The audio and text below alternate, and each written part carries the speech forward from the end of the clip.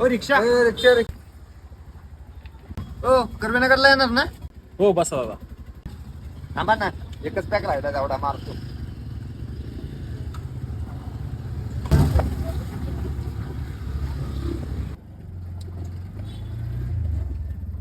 हे दर 2,000 रुपये तुला. अरे मला 2,000?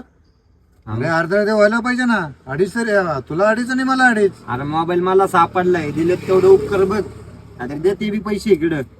ते अरे इकडे दे, मला अजून 500 दे. ते मला काय बाकीचं सांगू नको. कसले 500 देत नसतोय मी. मोबाईल मला सापडलाय, तुला नाही सापडला.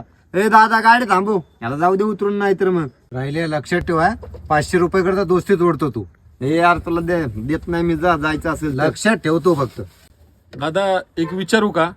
तुमचं काय झालंय काय नाही मला माहिती नाही, पण एवढं तरी कळलंय की ह्या पैशाच्या ह्याच्यावरून तुमची मैत्री तुटतीये, त्याच्यामुळे विचारतोय नेमकं काय विषय मला सांगाल का एकदा?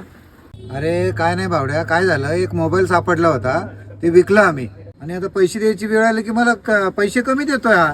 अहो काय दादा, ज्याचा मोबाईल हरवलाय तो तिकडं मोबाईल शोधत बसला असेल आणि तुमची इकडं पैसे वाटण्यावरनं भांडणं चाललेत. नाही नाही, काय आलं, 2-4 तास झालं मोबाईल सापडून, कोणी फोन नाही केला आणि कोणी विचार नाही आला, टाकलं विकून. तेवढं झालं ना खर्चाला. अहो पण थोडं एक दिवस तरी 5-6 तास तरी वाट बघायची, नाहीतर चौकीत जाऊन द्यायचा मोबाईल. अरे काय चौकीत नेऊन द्यायचा?